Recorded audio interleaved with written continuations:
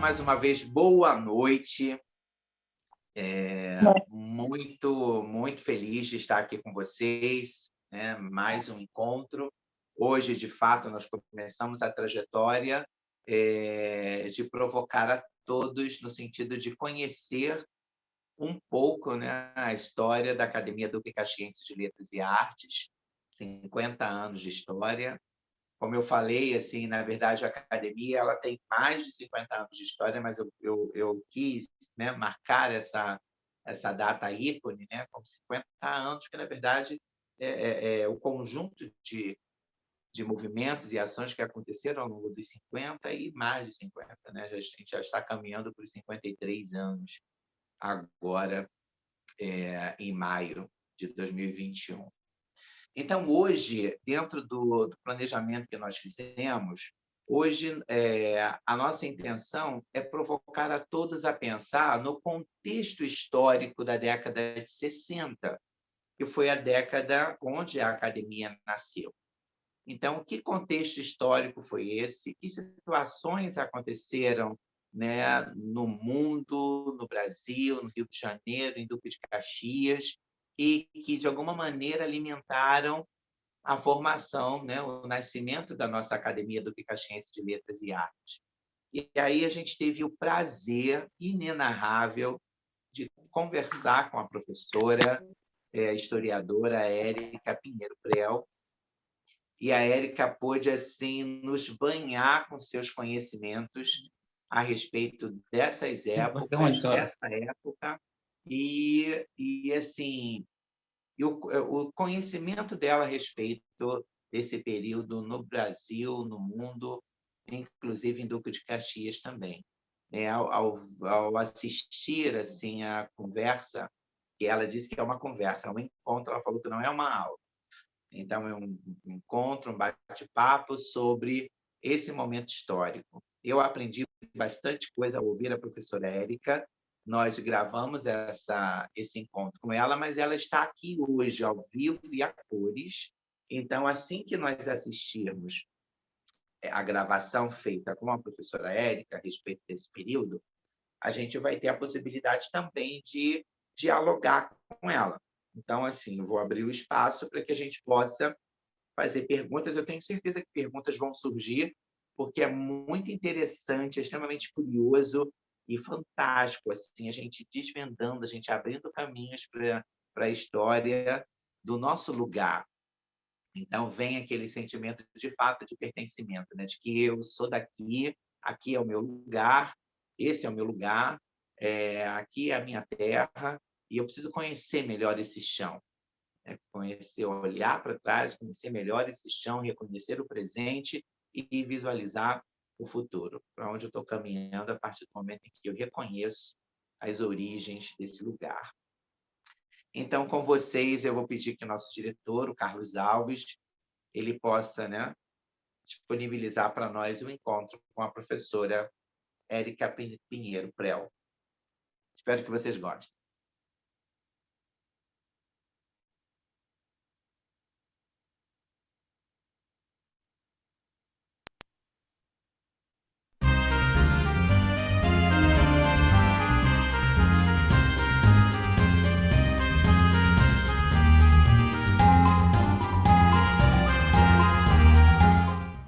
Olá, cursistas, como vão? Eu sou a professora Érica Pinheiro Prel, para alguns. Sou historiadora formada pela UFRJ, especialista em cultura e religiosidade africana e afro-brasileira.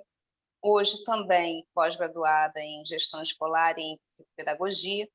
E fui convidada, né, recebi a grande honra de ser convidada pelo professor Sidney Oliveira, que é do Instituto Libertas, para participar com vocês desse bate-papo, dessa conversa sobre os 50 anos da Academia Duque Caxiense de Letras e Artes, né?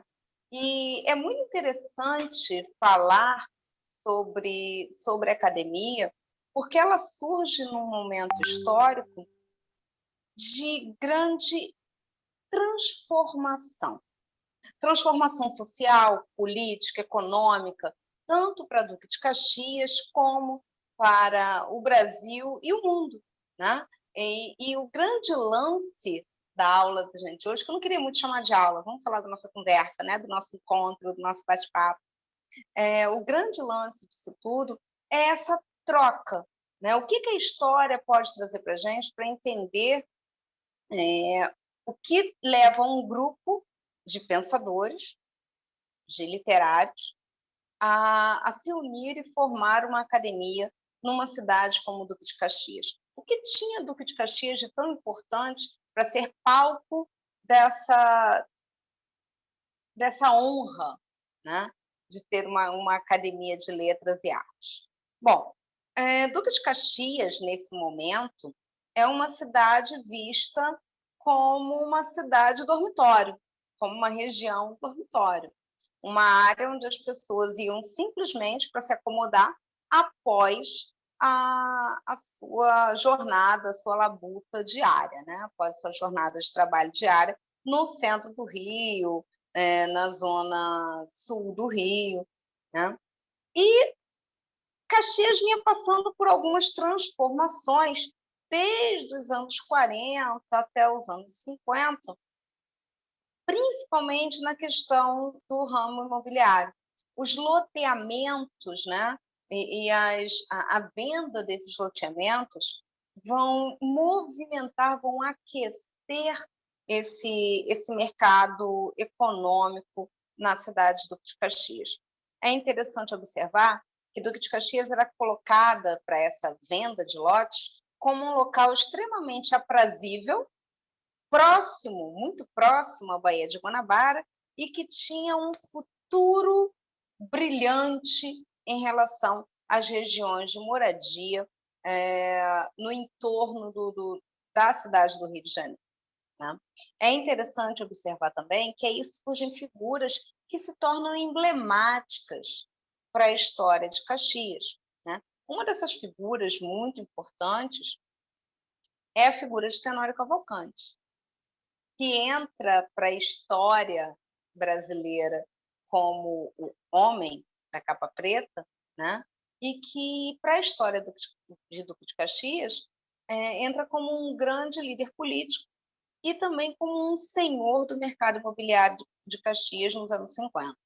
Né? A figura de Tenório fica marcada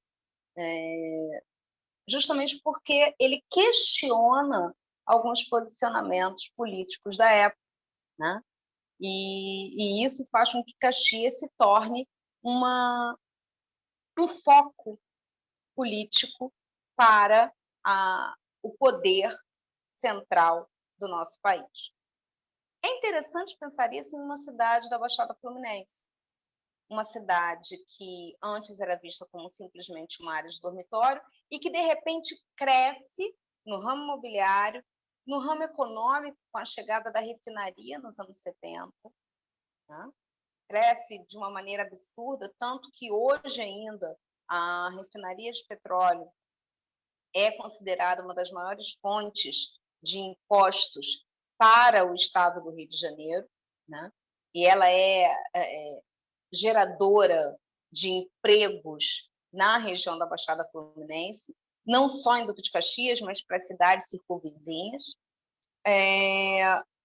Caxias cresce também dentro da política, com a própria figura do Tenório, e o comércio de Caxias passa a ser conhecido em boa parte da região metropolitana do Rio de Janeiro.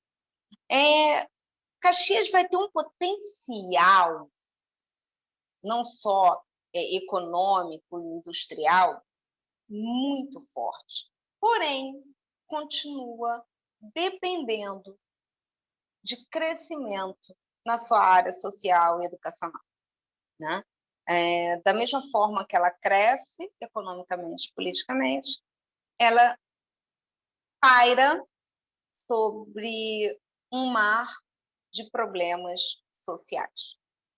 Um dos grandes problemas sociais que nós encontramos na cidade de Duque de Caxias desde esse período até os dias atuais se referem principalmente à questão cultural e educacional. E a academia vem suprir uma necessidade, vem vem ocupar uma lacuna de referência cultural na Baixada Fluminense. Tá?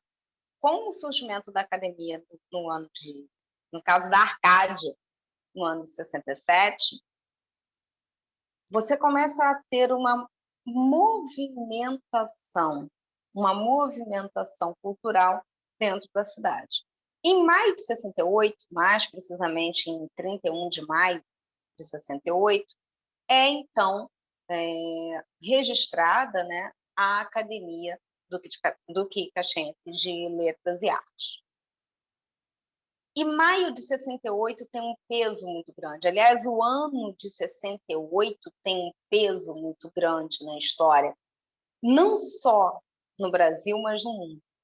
Quando eu falo do ano de 68 no Brasil, eu estou falando de um ano em que você tem a deflagração do ato institucional número 5.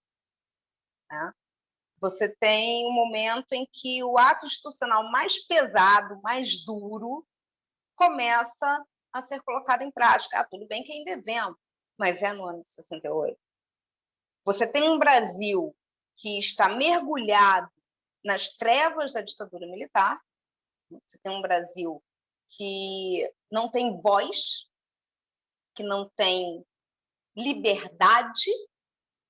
Você tem um Brasil machucado, restrito, com grandes restrições de censura, né? E com a sua cultura congelada. Criar uma academia de letras e artes, nesse momento, dentro desse país, é um ato de bravura. É um ato de bravura. É um ato de extrema rebeldia. Talvez os acadêmicos daquele momento não tivessem essa visão do quão importante, do quão forte se tornaria esse ato. Né? Então, falando mais um pouquinho aí de Caxias, as ambições da Arcádia não eram, a princípio, né, em 67, tão grandiosas, né? Mas transformam a forma com que você vê a cultura dentro do município. Né? Com o passar do tempo, essa instituição vai crescer e vai começar a ocupar um espaço de destaque dentro da cultura do município. Falando um pouquinho de Brasil, né, entre silêncios e poesia, eu costumo dizer que o Brasil vivia talvez o momento mais tenso da sua história, né? Onde a gente lutava por uma ditadura que foi implantada em 64, uma ditadura que trazia uma repressão, que trazia uma necessidade deles de uma reforma educacional, uma ditadura que fecha a voz e a casa do povo quando fecha o Congresso, que institui atos que vão retirar praticamente todos os direitos civis da população brasileira e que se torna também um país que é palco de uma massificação de informações e de padrões de comportamento de consumo. Né? Os anos de 67, 68, na verdade, o final dos anos 60 e os anos 70 no Brasil, não podem ser resumidos somente ao processo de ditadura militar. A gente tem que ir para um outro processo que estava acontecendo, que era um processo de incentivo ao consumo e às telecomunicações. O advento da TV, nesse momento, traz a necessidade para uma parte da população de repetir aquilo que eles assistiam nessa nova tecnologia, nessa nova rede que se colocava disposta para eles, né? A televisão vinha transmitir em cores e ao vivo, no eixo Rio-São Paulo, todos os anseios e todos os desejos de uma sociedade que estava buscando a sua identidade. E com esse crescimento da TV, onde ficam os livros? Qual era o papel dos livros nesse momento? Qual era o papel da literatura? Qual era o papel dos grandes autores. O que esses caras tinham a dizer nesse momento? Será que essas vozes estavam sendo também difundidas através desse novo instrumento? Ou será que essas vozes, pura e simplesmente, estavam sendo caladas por uma nova realidade cultural e por uma realidade política que exigia esse silêncio, né? É interessante que a gente pense que o Brasil vinha também com o grande boom econômico, né, dos governos militares, né? A gente costuma lembrar muito uma frase do ministro da época, o Delfim Neto, que ele dizia que tinha que fazer o bolo crescer para depois dividir, né? Então, nós temos um Brasil que fazia o bolo crescer, crescer, crescer, mas que na hora de dividir sempre ficava com uma fatia para aqueles que já estavam extremamente cheios, né? E aí eu lembro um pouco da música do Chico Buarque, Cálice, em que ele diz que de muito gorda, porca já não anda, né? A porca da economia brasileira, que vivia gorda, repleta, mas que só servia àqueles que estavam no poder. De muito gorda, a porca já não anda, de muito usada, a faca já não corta. Como é difícil, pai, abrir a porta, essa palavra presa na garganta. Esse pileque homérico no mundo, de que adianta ter boa vontade? Mesmo calado, peito resta cuca dos bêbados do centro da cidade. Ai, afasta de mim esse cálice. Então nós temos um Brasil muito confuso, muito confuso. Confuso politicamente, confuso socialmente, um Brasil que não se reconhece ainda como uma nação de grande porte, almeja isso, mas não se reconhece, um Brasil que ainda tem uma necessidade muito grande de se colocar aprendiz, digamos assim, de culturas externas, né? Como, por exemplo, os Estados Unidos, que com o advento da TV trazem exemplos que começam a ser seguidos aqui por nós, né? As famílias de comercial de margarina, né? O grande uso de eletrodomésticos, né? Então, nós temos um Brasil que está se organizando. E um Brasil que também perdido também em relação à história mundial. Um Brasil que está perdido em relação à história mundial, porque é um Brasil que está vendo alguns acontecimentos, né? E aí eu vou pontuar para vocês que acontecimentos seriam esses. Se a gente parar para pensar, o professor também precisa molhar a garganta, galera. Se a gente parar para pensar, o que estava acontecendo no mundo no final dos anos 60 e durante os anos 70? Nós temos a Guerra Fria. O que seria a Guerra Fria? Uma bipolaridade entre Estados Unidos da América e União das Repúblicas Socialistas Soviéticas. Estados Unidos e União Soviética. De um lado, Estados Unidos com sua postura capitalista, consumista, individualista. Veja bem, não estou dizendo que está certo ou está errado. É uma definição historiográfica. Do outro lado, União Soviética com uma postura sociocomunista, voltada para uma visão de repressão política e que pensa numa coletividade controlada.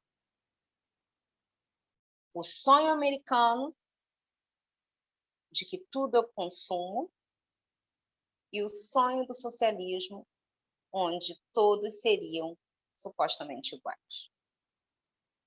Eu tenho esse mundo dividido. Um Brasil que não sabia muito bem aonde se encaixar. Tendia muito para o lado capitalista, para o lado dos Estados Unidos.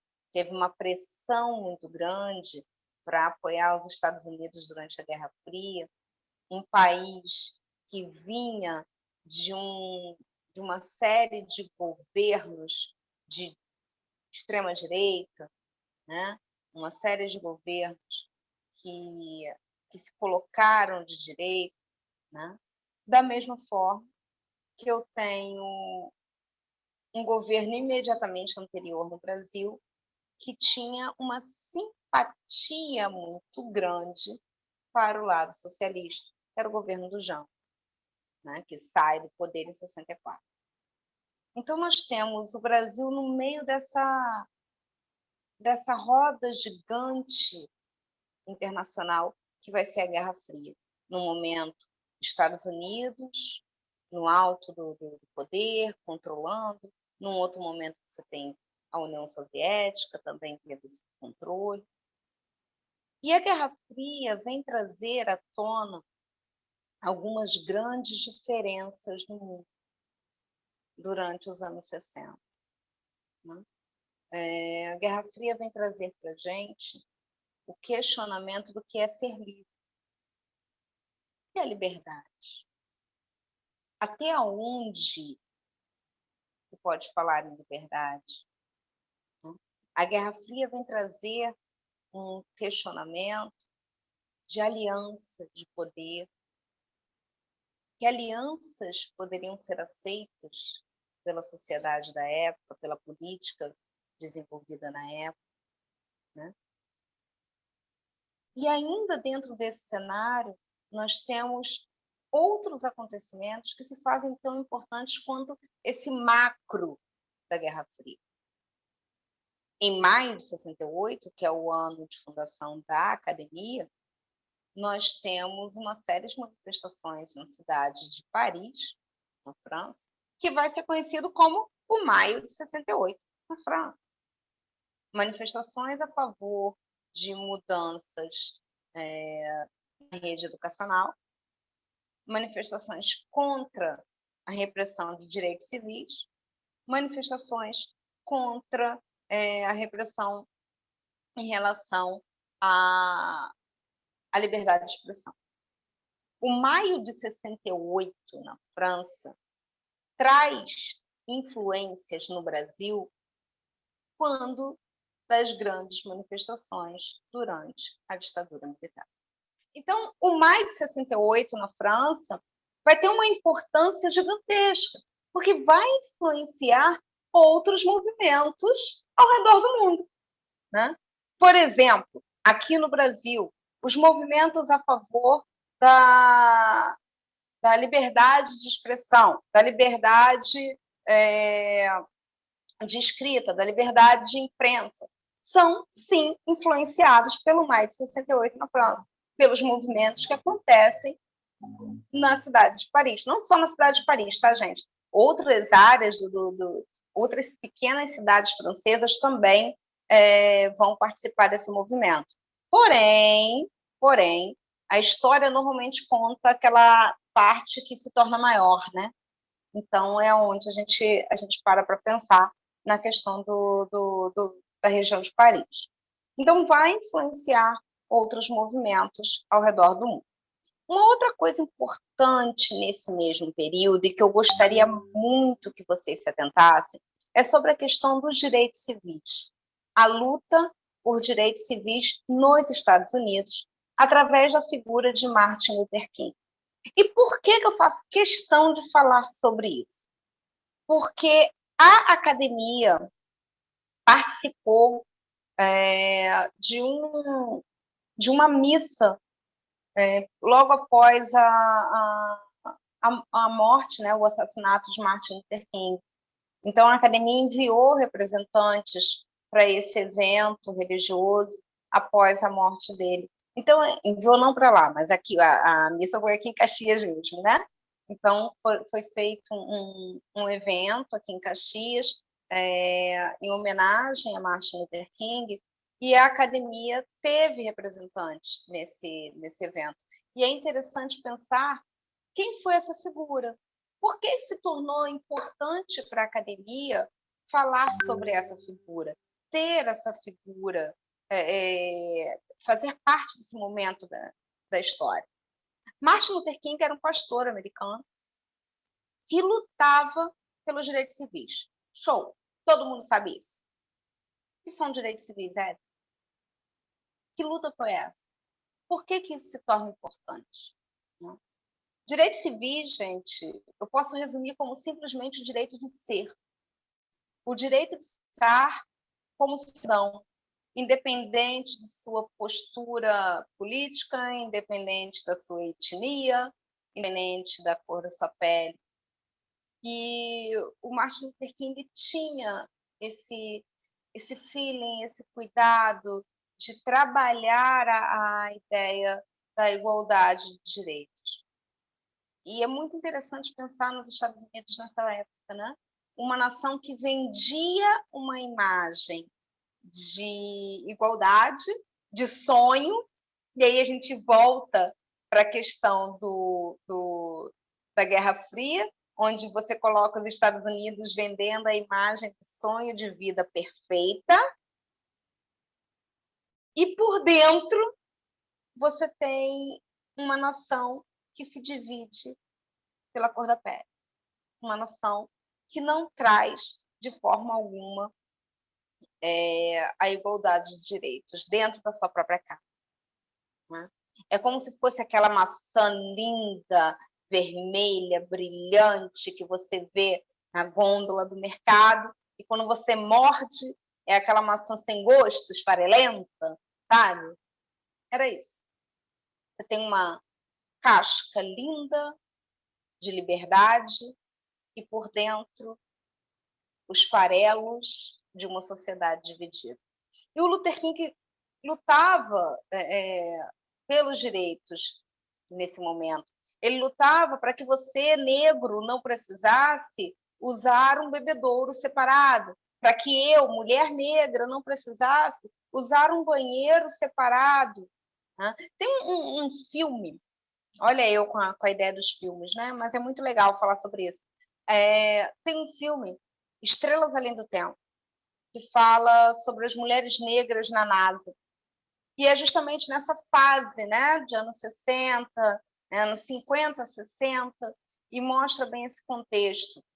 Mulheres extremamente inteligentes, grandes nomes da ciência, mas que não podiam usar o mesmo banheiro das mulheres brancas. Tinham que atravessar, às vezes, 2, 3 quarteirões para utilizar um banheiro exclusivo para mulheres negras. Isso não é coisa de filme, não, galerinha. Isso aí é uma coisa real, é um fato. Né? E o mais importante é entender que o Luther King foi morto por isso. Ele foi morto simplesmente por dar voz a um povo que vivia calado, que tentava falar, mas era amordaçado. Essa mordaça vai se fazer presente em vários pontos da história nesse período que a gente está tratando. Então, reforço a ideia de que quando você fala dos anos 60 e 70 no Brasil e no mundo, você está falando de movimentos que visavam romper amarras.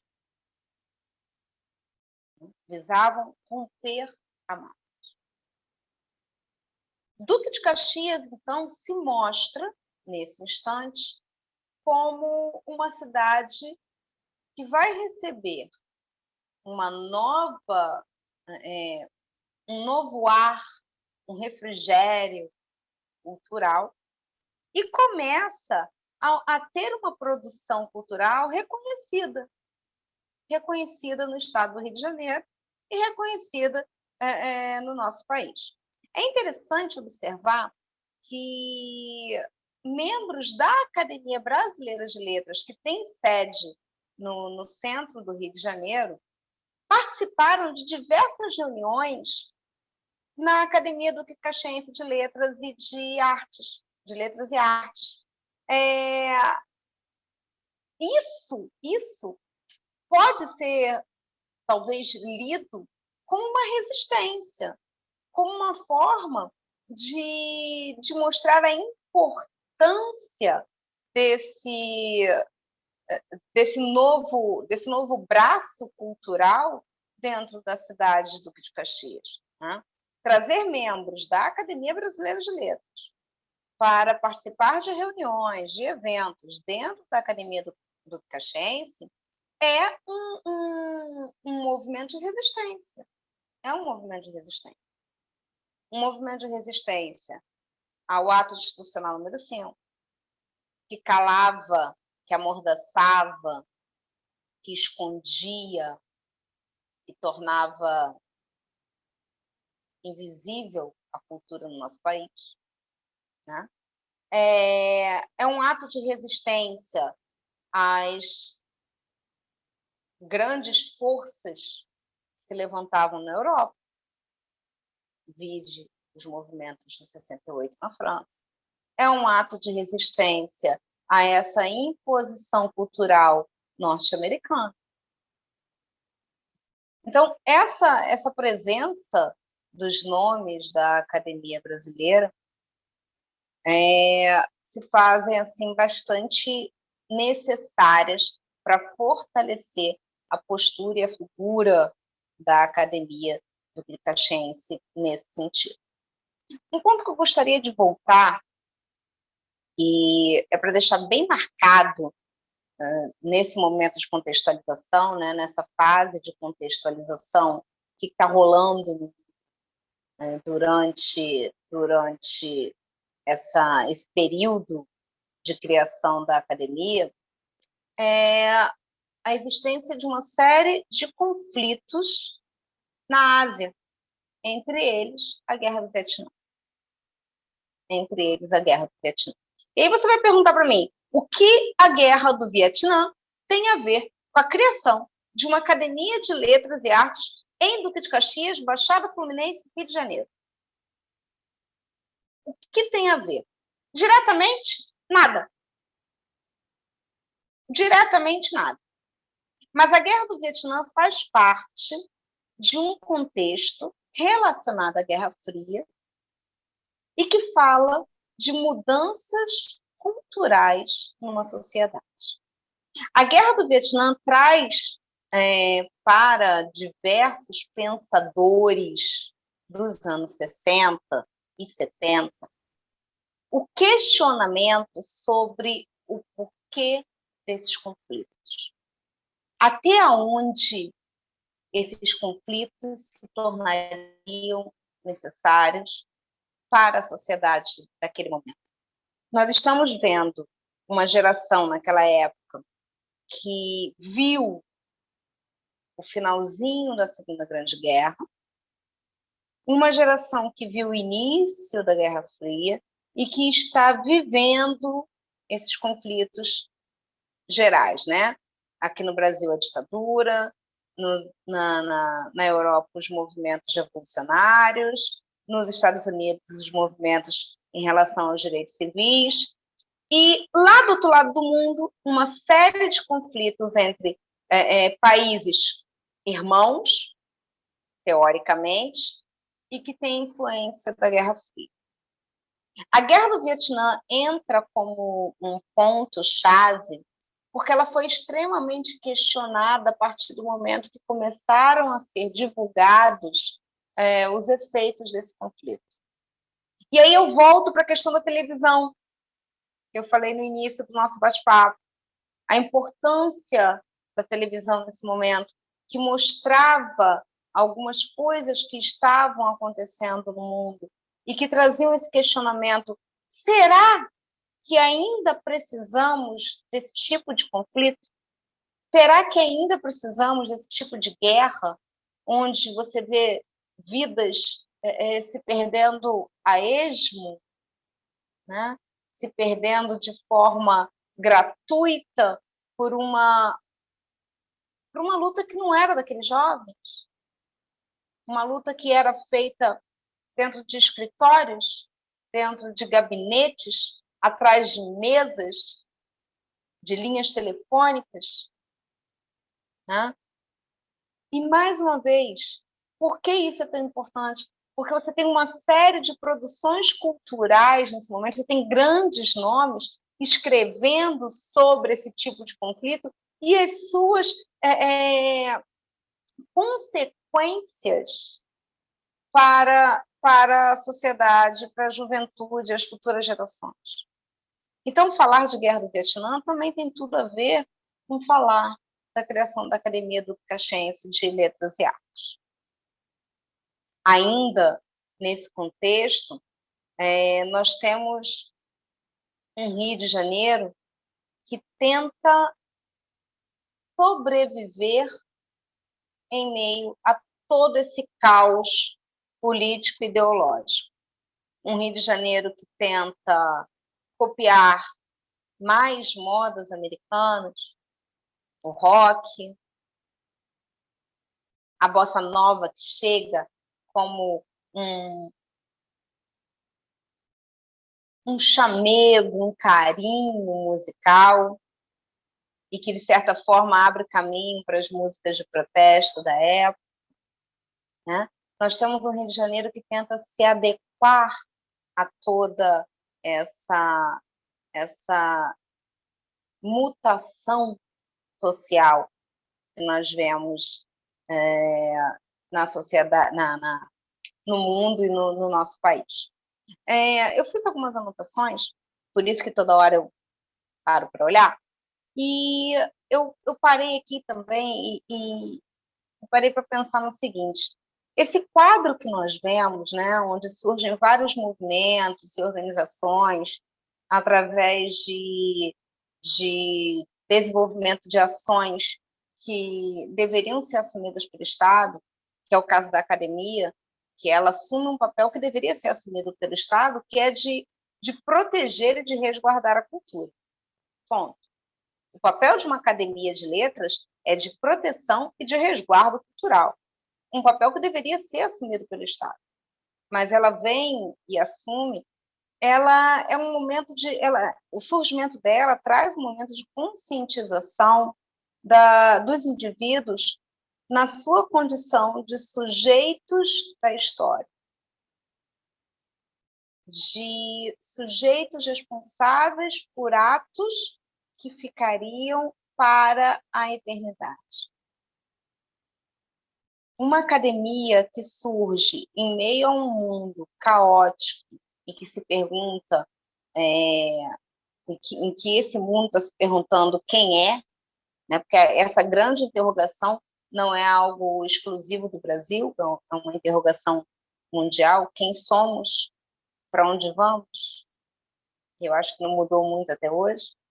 Uma academia que surge nesse momento, ela mostra uma necessidade de apropriação dos indivíduos para que eles tenham mecanismos básicos de entendimento da sociedade em que vive. E aí você vai me perguntar, Érica, a população de Duque de Caxias toda conhecia a Arcádia, conhecia a academia? Não. Não. Infelizmente, não há essa divulgação ampla, justamente porque nós vivíamos numa época em que você tem pouca divulgação dos parâmetros culturais. Havia no ar um medo constante de que tudo aquilo que fosse movimento cultural fosse, de certa forma, retraído, retirado de voga pelo governo.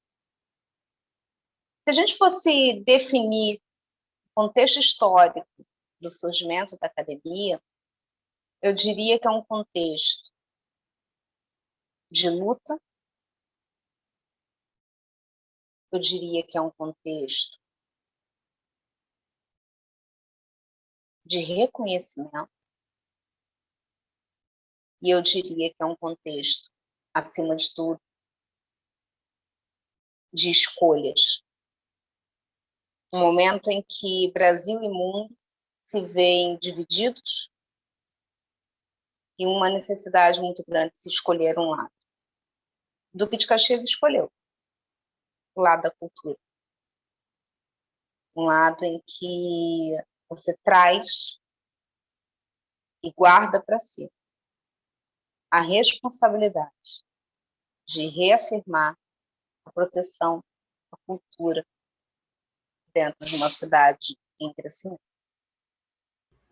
Ainda pensando essa ideia de uma contextualização, né? A gente lembra do objetivo desse nosso bate-papo, né? Que é contextualizar o caminhar dessa instituição, trazendo uma conexão entre 3 universos. O universo de Caxias, o universo do Rio de Janeiro, Brasil, no caso vamos botar Brasil, e mundo. Né? Pensando essa contextualização, eu gostaria muito de falar com vocês sobre uma questão que eu acho essencial. Não se fala de literatura sem falar de história. Né? Não dá para falar de obras literárias sem falar de contextualização histórica. A literatura e a história caminham juntas, são irmãs, são parceiras, né? E é muito interessante perceber e fazer parte dessa importante posição dentro da cultura, que é a posição de responsável por unir literatura e história. Né? Quando uma instituição como a Academia Duque Caxiense de Letras e Artes se interessa por contextualizar sua história com a história local, nacional e mundial, ela demonstra um grande respeito por outras ciências. Não dá para fazer literatura sozinho. A literatura não anda sozinha. Né? Então, isso é de uma grandiosidade, é de uma força gigantesca falar de história e literatura juntos. E aí a gente entra numa questão importante. O que é a história? O que é o sentido da história dentro da literatura? A história ela serve para você entender os porquês. Então, quando a gente fala de contextualização histórica, a gente não está querendo mostrar para vocês um apanhado de datas e fatos como uma linha do tempo, uma ordem cronológica. Não, longe disso. Não é essa a ideia. A ideia é entender os porquês. A história se faz de porquês. Quando nós falamos do surgimento da academia e trazemos uma Duque de Caxias que está se organizando enquanto cidade, deixa de ser um dormitório, passa a ser uma cidade com força econômica, né? Que já tinha uma certa força por causa de um polo industrial que já existia dentro do Duque de Caxias, mas que vai crescer com a chegada da refinaria, vai crescer com essa expansão imobiliária, né? Quando você traz a contextualização de um Brasil que passa por um processo ditatorial renegado por muitas vertentes de pensamento, quando você traz a história de um mundo dividido, um mundo bipolarizado, você está valorizando os porquês. A Academia Duque Caxiense de Letras e Artes, ela não surge do nada. Ela não vem numa bomba de fumaça e, de repente, a academia está aí. Ela é a construção da identidade de uma cidade que vai se tornar, hoje, referência na região da Baixada Fluminense, quiçá referência no estado do Rio de Janeiro. A cidade do Duque de Caxias vai se tornar uma das maiores economias do estado do Rio. Os royalties né? Olha essas palavras chiques, né? Bonitas, royalties. Os royalties que surgem do refino do petróleo vão ser essenciais para a movimentação da economia do estado do Rio de Janeiro. A questão dos royalties vão ser extremamente importantes para a economia do estado do Rio de Janeiro. Hoje, a economia do estado do Rio se movimenta em um bom percentual devido ao que vem de Caxias. Boa parte da mão de obra da refinaria é de moradores de Duque de Caxias. Os serviços prestados ao redor dessa refinaria, que a gente, quando fala da refinaria, a gente não está falando só daquele miolinho, a gente está falando do que tem ao redor dela, são moradores de Caxias. A construção, a pavimentação das estradas, como a rodovia Washington Luiz, que leva até a serra e que perpassa aí pela própria refinaria, foi feita com mão de obra de Duque de Caxias. Então, que cidadezinha dormitória é essa? Ela não é mais uma cidade dormitório. Ela é uma cidade de grande porte. Hoje, Duque de Caxias tem uma população de mais de 1 milhão de habitantes. Muito mais de 1 milhão de habitantes. Desculpem se eu estiver dando algum dado errado. Hoje, Duque de Caxias tem uma das 5 maiores rendas do estado do Rio de Janeiro. Que cidadezinha dormitório tem isso? Cidade dormitório faz isso? É referência aí? Não faz.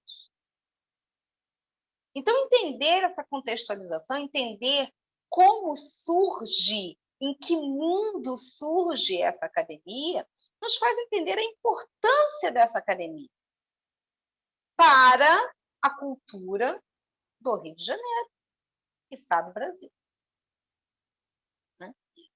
Eu gostaria de finalizar o nosso bate-papo lembrando que a história não é uma ciência engessada. A história não é uma ciência fechada, repleta de certezas. A história é feita de ações humanas, assim como a literatura também é feita de ações humanas.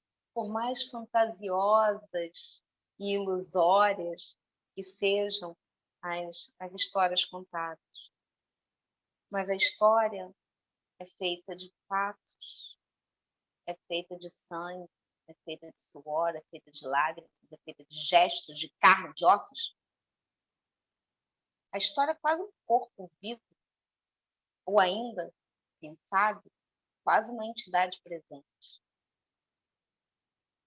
E as mudanças no Brasil e no mundo vêm trazer uma nova visão sobre a escrita da história, aproximando da literatura ainda com mais e mais força. É um momento de valorização das histórias individuais. É um momento que valoriza o eu, você, como agentes formadores de uma realidade. Então, esse contexto, esse bate-papo, foi só para a gente entender que mundo era esse que existia no surgimento da academia e convidar vocês a uma reflexão mais profunda. E eu vou deixar aqui essa reflexão, deixar aqui essa pergunta, né? Se o mundo estava numa transformação imensa, generalizada, se nós vivíamos um cenário internacional que não trazia alento algum, hoje, qual é o papel da história, da historiografia, para a continuação de uma instituição como a academia? Que contexto vivemos hoje, para que essa academia continue de pé? Quais são as necessidades históricas da nossa sociedade hoje, na celebração dos 50 anos da Academia do Caxiense de Letras e Artes. Continuamos precisando de quem lute pela cultura. Continuamos precisando de quem dê voz aos excluídos. Continuamos precisando de quem registre de forma doce, lúdica, às vezes ácida, azeda, amarga, os fatos. E continuamos precisando dos guardiões do saber, através de um processo literário. Eu agradeço a presença de todos vocês. Estamos à disposição para tirar as dúvidas que surgirem durante esse processo de construção de conhecimento. Estamos à disposição para aumentar, ampliar o leque que foi aqui aberto. E eu costumo dizer que a história, assim como a literatura, está sempre em mudança, está sempre em transformação. É uma maré que vai e vem. E que essa maré continue em movimento. Que ela continue trazendo esses questionamentos. Pense, o que nós temos hoje de tão necessário para que a história continue sendo analisada na visão literária? E que contexto nós temos hoje para a existência de uma academia de letras e artes? Principalmente uma academia Duque Caxiense de Letras e Artes, mostrando o quanto a nossa região é importante culturalmente. Pensa aí, gente. E a gente fica por aqui. Por enquanto.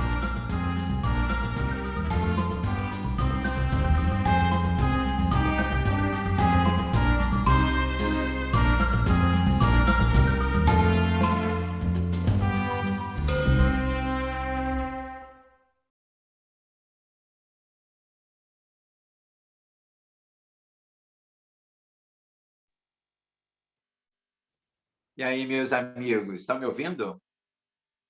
Estamos, agora sim. Sim, maravilhoso. Gostaram desse momento com a professora Érica? Podem abrir seus microfones aí e falar alguma coisa. E responder. O pessoal está usando o chat também, o espaço de bate-papo. Eu quero, assim, agradecer profundamente, né, a presença da professora Érica, a disposição da professora Érica, que antes, né, para mim, né, antes de qualquer tipo de formação, é uma grande amiga. É uma grande amiga. Eu tive o prazer de conhecer em 2006, quando tivemos a oportunidade de trabalharmos juntos em São João de Meriti. Então, assim, Érica, muitíssimo obrigado por essa participação incrível, fantástica em relação a essa contextualização histórica, e não só essa contextualização histórica, mas uma provocação para quem é membro da academia, que está aqui presente também. Tem aí a figura da Penha, tem a figura de Tânia Amaro, não sei se tem mais algum acadêmico, mas vocês todos que também estão assistindo, de pensar esse papel da academia ao longo desses 50 anos e daqui para frente. O que se espera? Então, algumas palavras foram bem marcantes para mim. Por exemplo, resistência. Né? Eu acredito que o que nós fazemos hoje é uma luta de resistência para continuarmos vivos. Trazer esse curso para cá é como se fosse um fórum mesmo para discutir, para nos posicionar, para nos colocar, nos dimensionar, né? Dar a nós uma dimensão do significado de tudo isso. Quando você falou do papel de uma academia, no sentido de proteger e salvaguardar a cultura de uma sociedade, né, que dá a construção dessa identidade cultural de uma cidade. E é preciso cuidar, é preciso proteger isso. E aí eu penso que, assim que eu tive a oportunidade de ser eleito um dos membros da academia, em 2004, a minha ideia, até porque na época eu tinha somente 32 anos, eu fui mais jovem acadêmico eleito na época, né? Então, eu sempre pensei assim, bom, além de salvaguardar, além de proteger tudo aquilo que já foi feito, mas o fomento, essa coisa de provocar outros, principalmente os jovens, a terem essa liberdade de se expressar.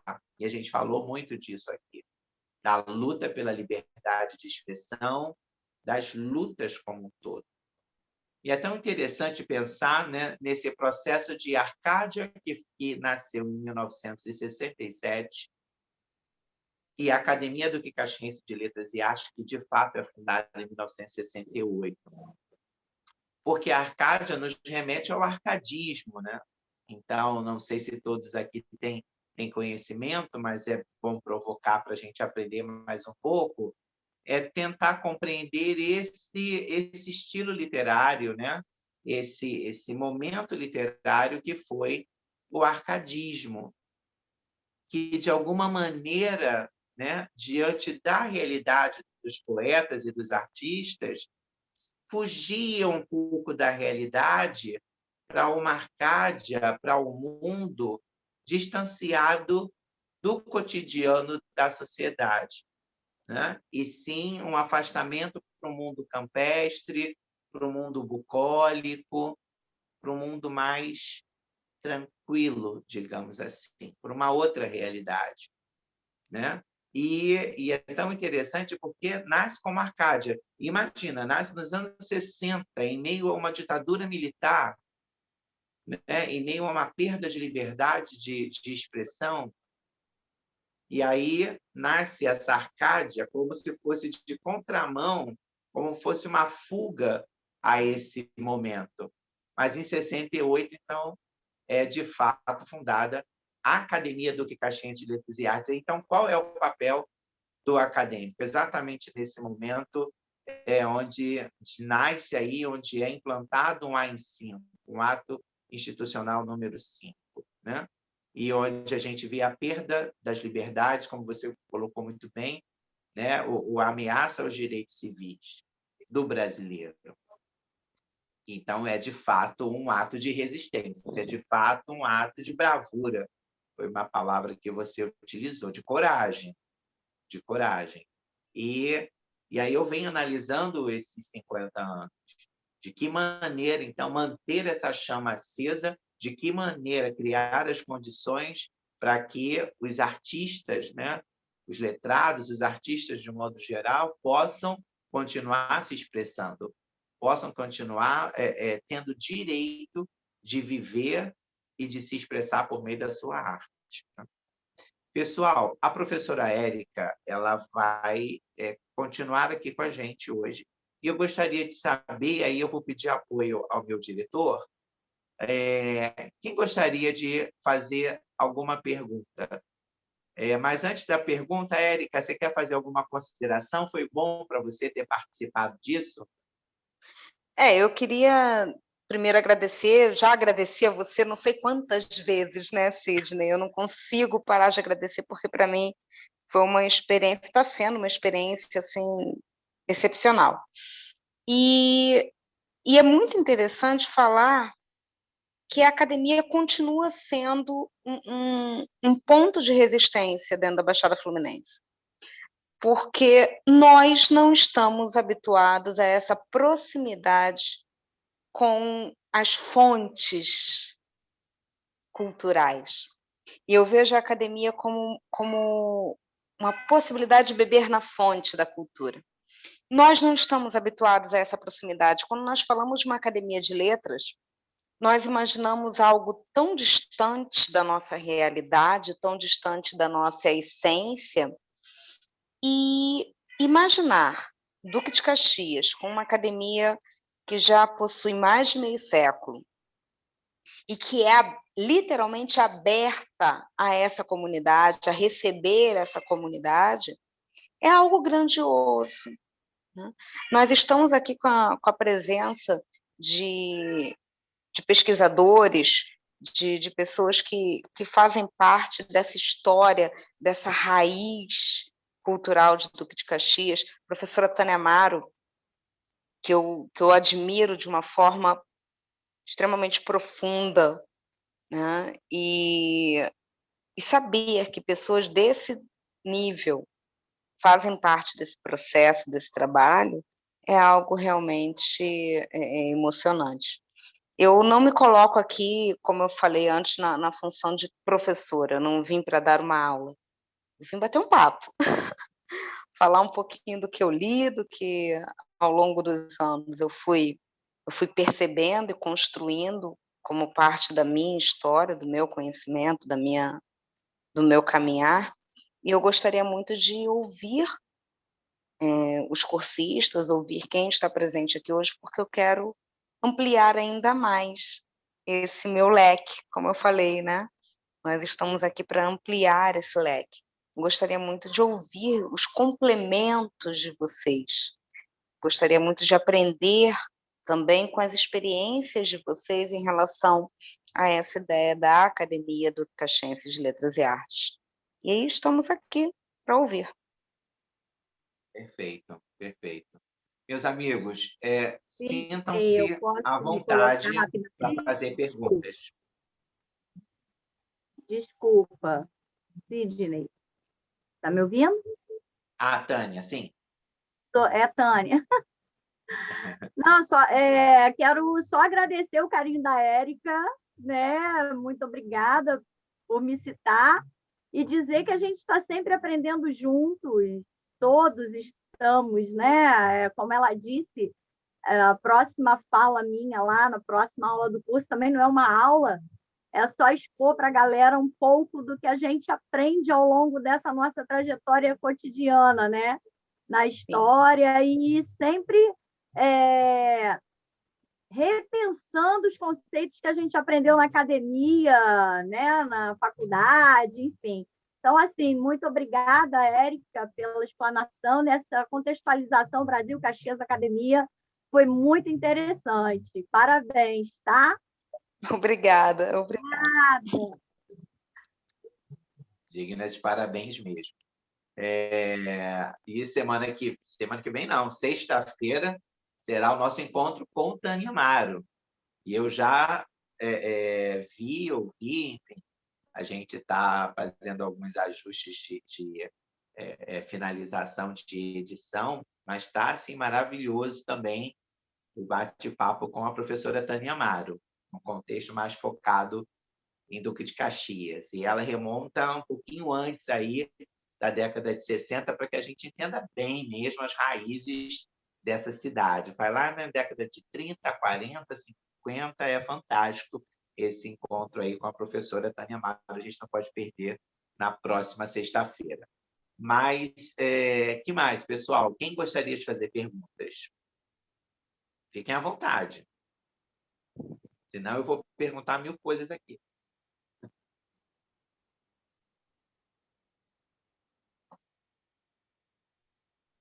Ninguém quer perguntar? Ninguém tem curiosidade de saber alguma coisa? Eu acho que a Penha está tentando falar, mas o áudio dela está desligado. Dona Penha, liga o áudio.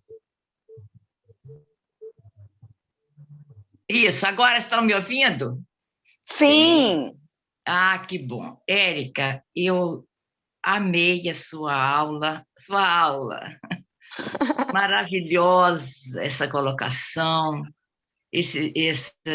uma reflexão realmente, e me tocou especialmente a questão de liberdade.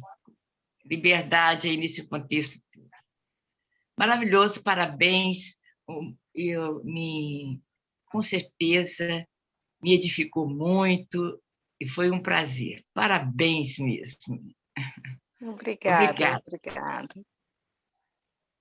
Essa é a nossa acadêmica Penha Santiago, né? O nome artístico, Maria da Penha Santiago Bessa, tem nome artístico Penha Santiago, que assim vai nos também nos saborear aí, nos oferecer palavras maravilhosas, que é a primeira acadêmica que nós entrevistamos. A entrevista com ela vai acontecer na semana que vem, na quarta-feira da semana que vem. E é muito interessante quando a Érica fala das singularidades, né, desse eu, dessas histórias, dessas narrativas, desses agentes transformadores. Então, o que nós vamos fazer daqui para frente, depois dessa contextualização histórica, é trazer as narrativas dos acadêmicos, quem eles são, o que eles fizeram, fazem e visualizam para o futuro. Os acadêmicos que estão ainda aqui, mas também nós vamos trazer a história daqueles acadêmicos que partiram, né? Então, assim, e diante dessas narrativas individuais, é muito interessante a gente ver o desenho da narrativa da história da academia, porque a academia ela existe por conta das pessoas que fazem parte dela. Então, a sua história, o seu traçado, a sua assinatura é a assinatura de cada elemento que faz parte dela. E aí, na verdade, é uma complexidade enorme, porque é um universo muito grande, porque cada um é um universo, né? Cada um é um mundo, né? Bem diversificado em relação ao outro. E aí isso mostra o como a academia também ela não é uma única coisa que a gente consiga decifrar ou entender ou compreender, porque é essa junção de pessoas, de olhares, de visão de mundo, de uma construção cultural que cada um tem. Assim, falando de tudo que Érica trouxe hoje para nós, eu não tenho como deixar de pensar, e uma curiosidade, Tânia Amaro está aqui. Tânia, eu acho que a gente tem uma responsabilidade muito grande, que a Tânia hoje é diretora de patrimônio da academia. Quão maravilhoso é a gente, de fato, conseguir reconstruir essa história, buscando lá no passado que elementos foram esses que criaram a academia, porque Érica cita uma questão que eu não posso deixar de pensar, por exemplo, do papel, em relação ao papel do negro na academia, né? Que homens e mulheres foram esses? E são esses? É importante lembrar, Sidney, que a gente tem aquela documentação, né, que nós vamos trabalhar, que está em parceria com o Instituto Histórico da Câmara, que está preservada agora lá, né, e fazer esse levantamento também. Existem Perfeito. Muitos outros trabalhos de pesquisa com relação à história e à literatura na cidade, né, que a Érica citou essa importância. Os meus trabalhos, as minhas pesquisas, mestrado, doutorado, são com relação à história e literatura, né? E a gente nota realmente essa importância da literatura na história e a reconstrução, né, do processo histórico da própria Academia do Caxiense de Letras e Artes. É importante a gente recuperar aquelas informações que estão na documentação e também usar os trabalhos de outras pessoas. Quando eu falo academia, né, das universidades, enfim, dessa galera que pesquisa a história local, porque nós temos pessoas que não fizeram parte da Academia do Caxiense de Letras e Artes, mas que foram importantes na construção dessa cultura local, né? Tem, por exemplo, o trabalho do professor Alexandre Marques, militantes culturais numa área periférica, né? Porque é isso, a Baixada sempre foi considerada periferia de um polo central, né? Mas a gente tem que lembrar que a nossa autoestima baixadense é importantíssima, porque a história do Brasil sempre esteve intercalada, articulada com o nosso lugar, né? Então, quando se coloca a Baixada, a galera já pensa no sentido pejorativo, né? Da violência, do analfabetismo, enfim, da falta de saneamento, como você tem isso em qualquer outra cidade. Não é porque é da Baixada, mas qualquer polo central tem isso, né?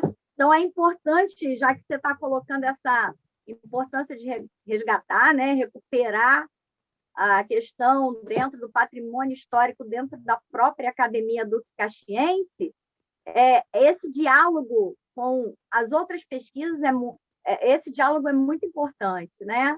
Então, assim, e com o seu aval como presidente da LADLA, né?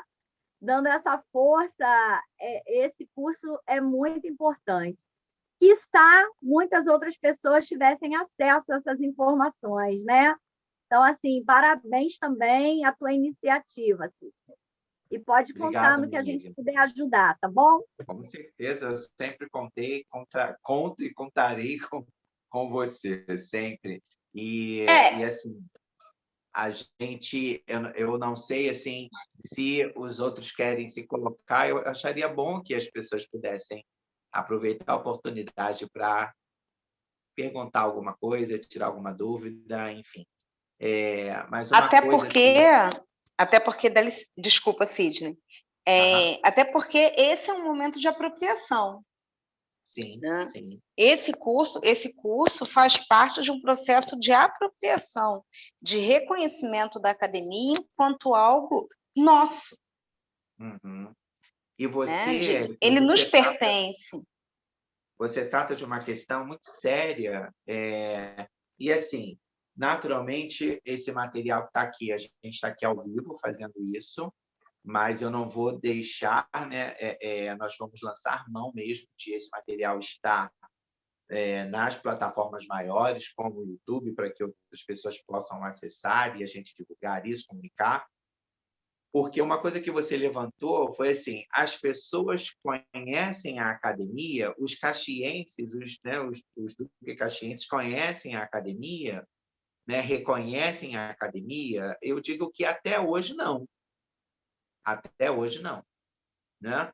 E por que até hoje não? Porque até hoje talvez não seja interessante que seja conhecida dentro desses processos, né, de tolir a liberdade, dentro desses processos de menosprezar a produção cultural, o valor da cultura e da arte, que é revolucionário, que é avassalador.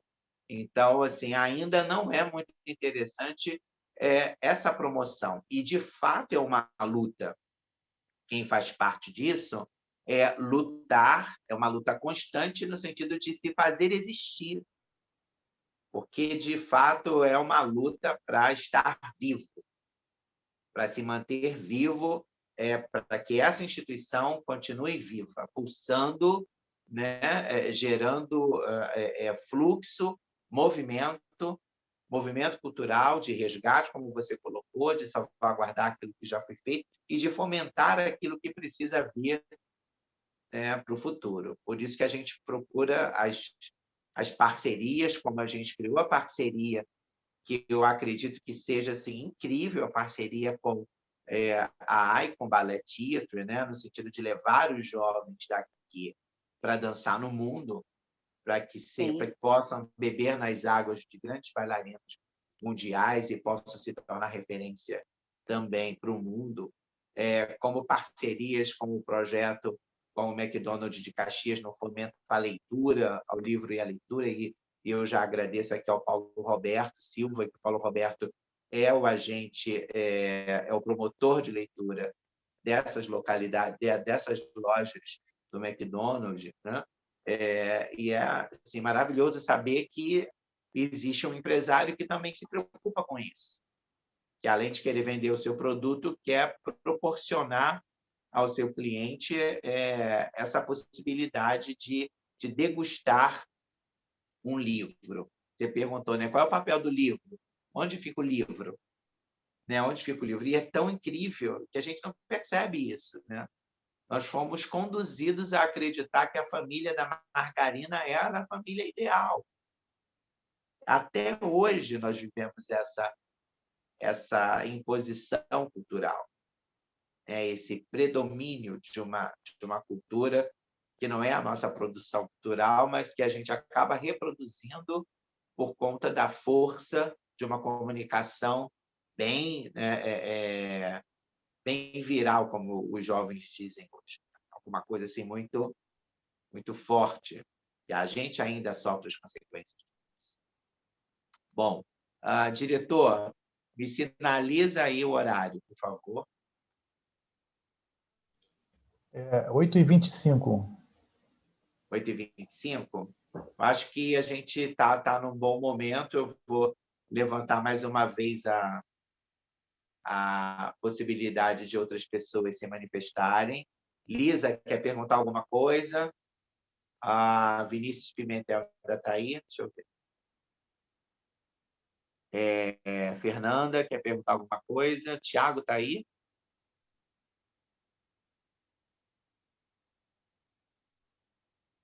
Aquele silêncio assim, assustador. É um silêncio Bom, sepulcral, gente.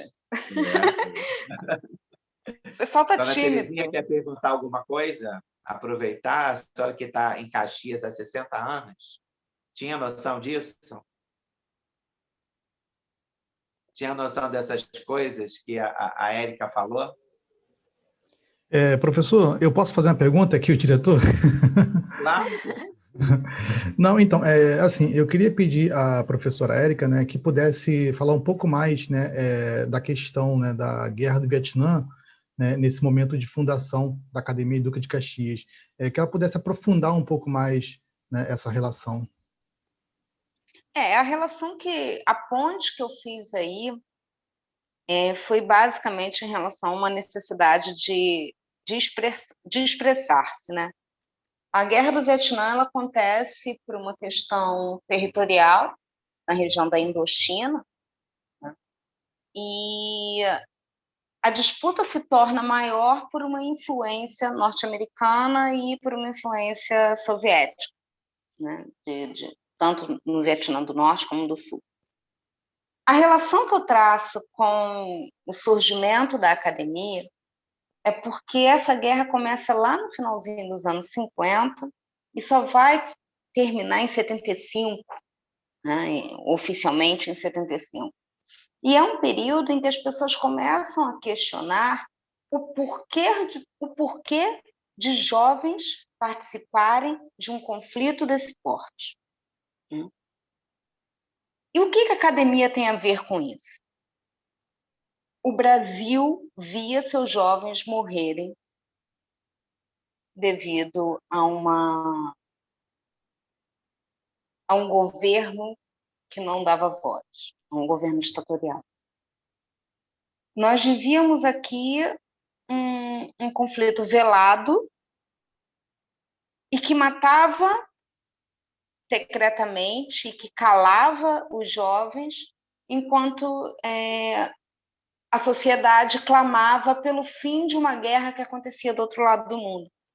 E a academia, ela se torna um estandarte, né? uma voz pela liberdade. Então, quando eu faço esse comparativo, é para mostrar que, muitas vezes, o incômodo com o que acontecia do outro lado do planeta, lá na Ásia, era mais forte do que o incômodo com o silêncio dos nossos jovens aqui no Brasil. E a academia, por muitas vezes, tocou nessa ferida. Não diretamente, porque não podíamos, não diretamente, mas através do fomento à arte, através do fomento à voz desses artistas que viviam aqui na Baixada e que, de certa forma, questionavam essa realidade amarga dos anos 60 e 70 no Brasil. Eu acho que o grande lance de falar da Guerra do Vietnã é mostrar que é muito bonito questionar o que está acontecendo do outro lado do mundo, né? Vamos nos unir contra essa guerra que está acabando com a juventude em campos de batalha asiáticos. E aqui? E a juventude daqui que morria nos porões, que era calada dentro dos centros acadêmicos das grandes universidades, né? A academia vem para mostrar que essas vozes, de certa forma, precisavam também ser ouvidas. Não, eu volto a afirmar, não diretamente, mas com pequenas ações. Uma das pequenas ações que eu acho assim incríveis, talvez a mais incrível de todas, foi que a academia sendo fundada no dia 31 de maio, no dia 4 de abril você tem a morte do Luther King. E quando fazem uma missa aqui pela alma de um líder negro, protestante, é interessante isso, uma missa por um líder protestante, a favor dos direitos civis nos Estados Unidos, você manda representantes da academia para essa missa. Gente, isso é bater de frente com uma situação de poder naquele momento, de uma forma sutil, leve, mas bateu de frente, mostrou, olha, nós não somos a favor da repressão, nós não somos a favor desse silêncio imposto, nós somos contra tudo isso que está acontecendo. Então, acho que trazer esses elementos mostra cada vez mais a afirmação da academia em uma estrutura de liberdade mesmo. Acho que seria essa a base. Não, e maravilhoso isso, porque, como você colocou, você chegou a falar sobre isso, que talvez os próprios acadêmicos não tivessem dimensão da importância dos seus atos, não conseguissem enxergar naquele contexto, talvez, que o seu ato era um ato revolucionário. E o seu Sim, ato foi uma coisa orgânica. Né? Então, algo assim que surge naturalmente. E aí a gente olha para trás e percebe que tantas coisas ainda são as mesmas. Então, no passado foi lá o Martin Luther King, a luta de Rosa Parks também, em não se levantar do banco do ônibus, se negando a se levantar para ceder o lugar a um branco, e é presa, e todo o movimento, né, dos negros, a caminhada dos negros para os Estados Unidos pelos direitos civis, até que, né, os congressistas decidem mudar as leis, porque as empresas de ônibus estavam em crise econômica, porque os negros não andavam mais de ônibus, caminhavam. Né?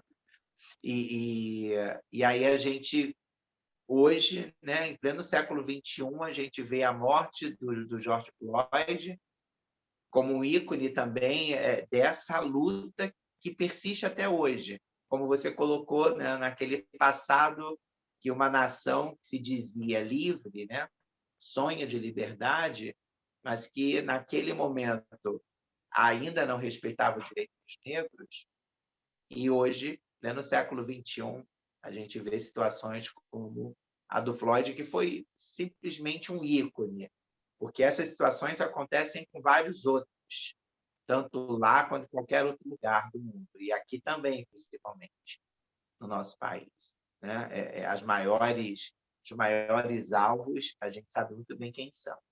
Isso não tem nada a ver com vitimismo, não tem nada a ver com isso. Não é mimimi. Não é mimimi, são fatos, dados, né? E que a gente precisa pensar sobre esse processo de transformação. Minha amiga, vamos caminhar então para o final. Mais uma vez eu quero agradecer a sua presença, não só a sua presença hoje, mas a sua disposição em colaborar com a gente. Esse material não vai se perder, esse material a gente vai continuar divulgando, porque eu posso dizer que eu acredito que, personificadamente, digamos assim, eu sou uma figura que representa essa resistência no sentido de sempre fazer valer a história da nossa academia, o valor que cada acadêmico tem, a importância que cada um tem e a luta para que essa cidade reconheça esse valor. Eu sempre falo isso, que valorosos todos os acadêmicos são, mas é preciso criar mecanismos para que não só a cidade, mas que o Rio de Janeiro, o Brasil, o mundo compreenda, vivencie também essa importância, né? Compreenda e vivencie, respeitando. É preciso colocar em prática, né, Sidney? Uhum. Colocar em prática essa necessidade de apropriação da academia, de fazer parte dessa academia de verdade, num todo, fazer com que a própria população de Duque de Caxias compreenda que tem uma instituição desse porte e que é da população, né? Não é uma instituição que fica num Olimpo inacessível, né? Tirar essa ideia do imortal. Eu tenho um certo, me perdoem os acadêmicos, mas eu tenho um certo problema com essa palavra, o imortal.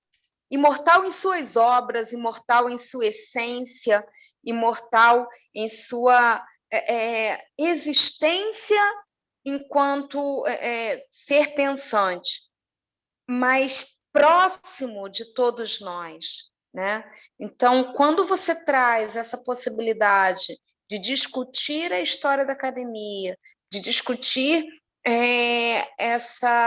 esse caminhar acadêmico ao longo de mais de 5 décadas, você traz para perto de nós essa instituição, você mostra a delicadeza dessa casca que envolve a imortalidade do acadêmico, né? Você mostra que não é uma blindagem, não é uma blindagem, é um véu bem sutil que recobre essa visão de imortalidade.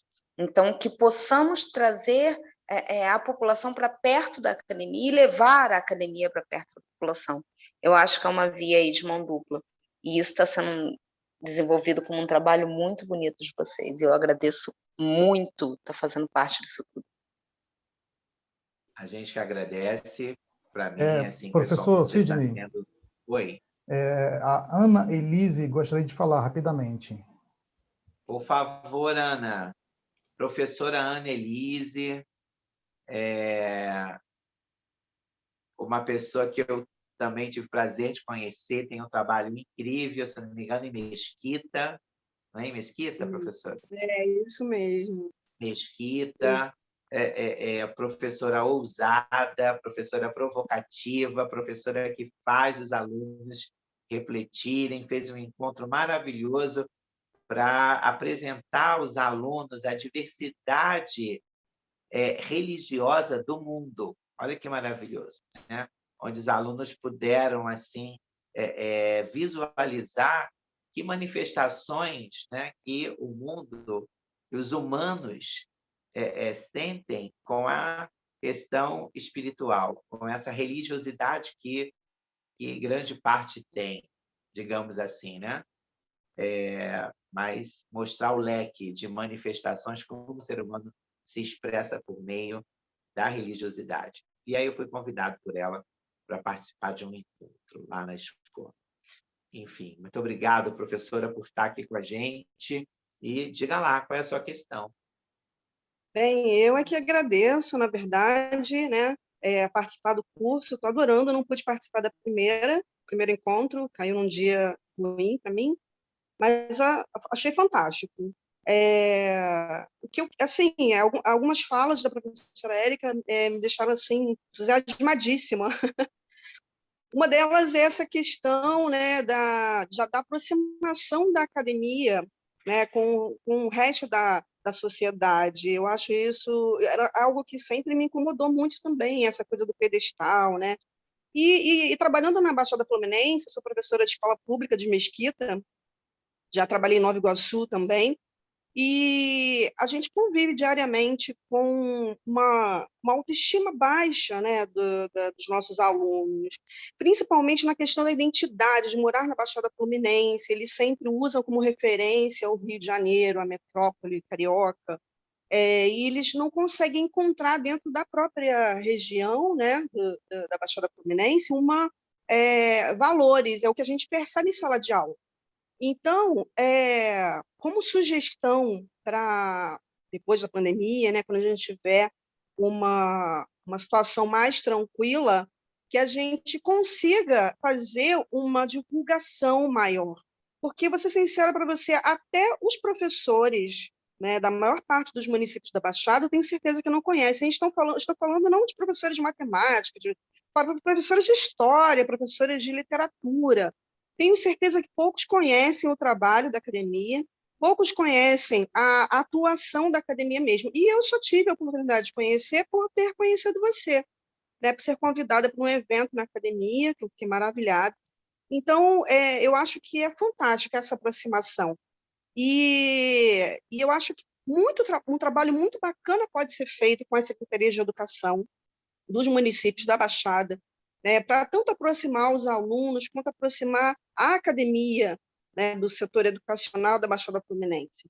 Eu acho que a gente tem possibilidade de fazer um link muito bacana, né? A outra questão que eu queria, era uma pergunta, uma curiosidade para a professora Érica, quando ela fala, não sei se nem você vai ter tempo de me responder, mas se não tiver, não tem problema, quando ela cita essa questão, né, dessa ação dos acadêmicos na época da criação da academia, e se tratar de um momento histórico de repressão, e na dúvida que eu fiquei havia uma discussão dentro da academia do papel que os acadêmicos tomariam diante da situação no Brasil, né, da repressão, da ditadura, de se colocar politicamente, ainda que através do meio artístico, e caso sim ou não, se houve alguma repressão, se houve alguma perseguição, né, porque a gente sabe que a ditadura ela tinha braços em todos os lugares, né? Então, uma reunião aleatória ela podia, né, invadida, né, pelos policiais e tal. Então, eu fiquei com essa dúvida se houve alguma perseguição aos acadêmicos, né, ou à academia como instituição nesse período. É isso. Obrigada. Bom, eu acho que a sua colocação em aproximar das escolas é perfeita. Eu também sou professora da rede pública, sou professora da rede estadual, atuo em Caxias, e as minhas crianças, quando chegam na minha mão, não sabem que existe uma academia do Caxiense de Letras. Eu faço questão sempre de falar, porque eu acho que é uma forma de você valorizar a localidade, valorizar o local que ele vive, quem ele é. Aquele indivíduo vive num lugar que tem, sim, uma instituição de peso cultural. Então, eles se sentem maiores com isso, né? Então, acho, sim, que a gente deve aproximar, inclusive, acabando toda essa restrição que a gente está vivendo com a pandemia, eu gostaria muito de convidar o Sidney para falar sobre a academia na escola onde eu atuo.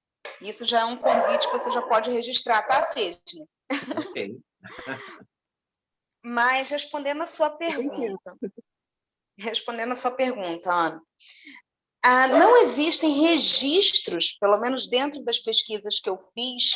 A professora Tânia tem esses documentos com maior propriedade, né? Sidney também tem esses documentos com maior propriedade, mas dentro das pesquisas que eu fiz, eu não encontrei nenhum registro oficial de uma resistência direta de acadêmicos à ditadura militar no Brasil.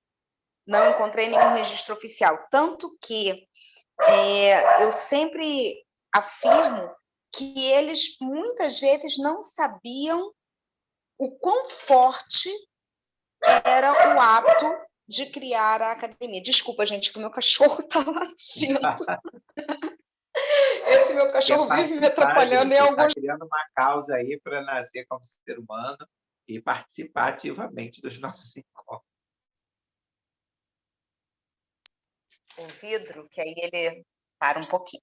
Desculpa, gente, é aquela vida de pesquisadora, mãe, dona de casa, dona de cachorro, é desse jeito. Então, não existe nenhum registro que eu tenha acesso de que eles sabiam ou que eles faziam algum contraponto à ditadura. É óbvio, Ana, que eram homens e mulheres que sabiam do que acontecia no país e do peso das suas atitudes. Mas, oficialmente, em atas, não encontrei nenhum registro desse nível. Assim como também não encontrei nenhum registro de ações diretas do governo, mesmo com seus braços, né, de polvo, digamos assim, para tentar reprimir qualquer ação vista como extremista por eles. Eu não vi nenhum tipo de registro nesse sentido. Eu não sei se o Instituto Histórico tem alguma coisa nesse sentido. Professora Tânia, existe algum documento nesse sentido? Porque nas minhas pesquisas eu não encontrei. Em relação direto à academia ou à própria Arcádia em 67.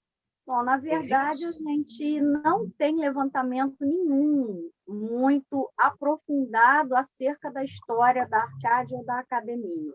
Né? Ninguém se debruçou sobre esse tema, sem conhecimento.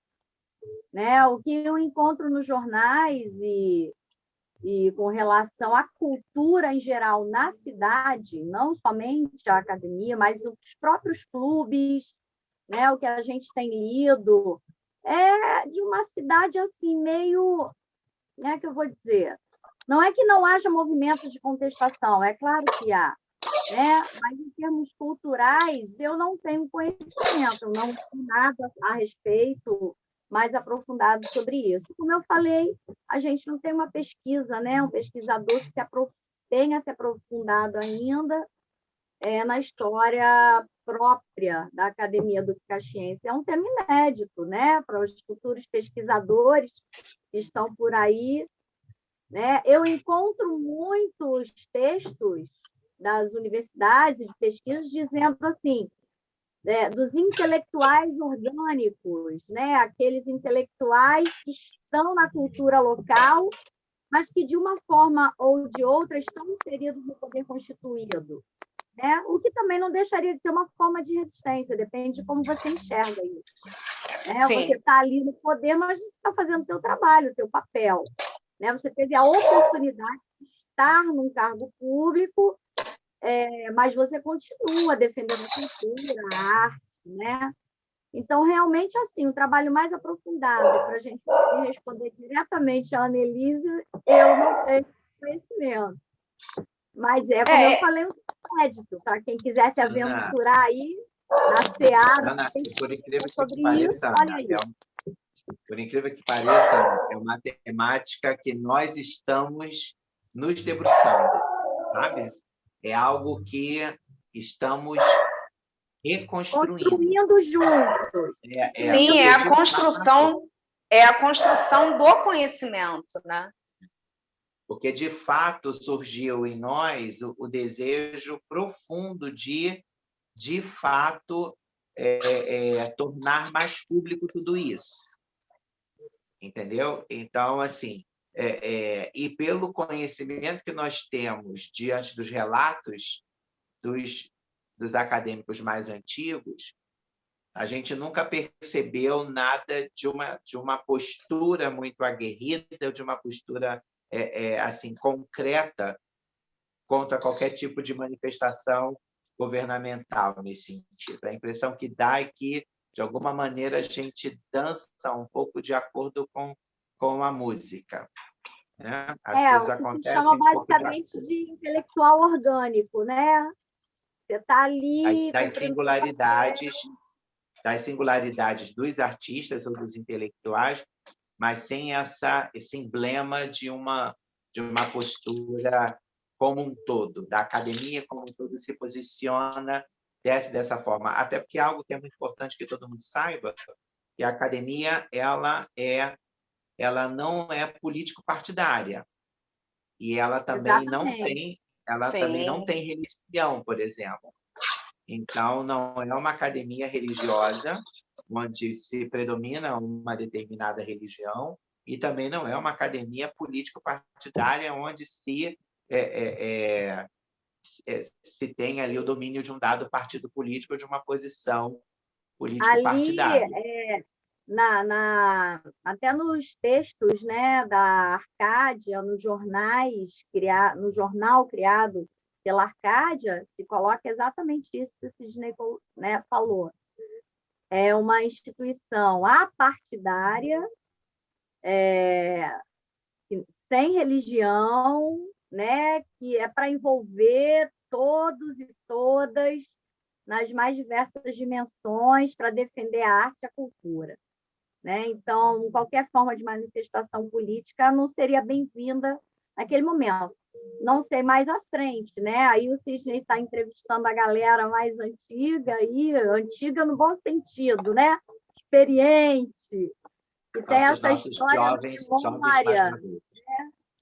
É um projeto, pode-se dizer, de reconhecimento da própria academia, né?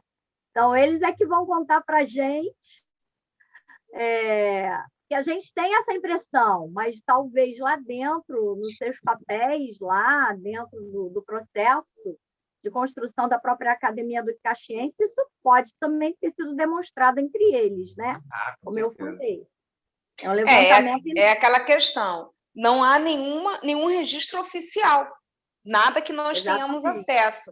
Mas não é possível afirmar que nas reuniões não se debatia as questões, né, do que acontecia. A gente não tem como afirmar isso.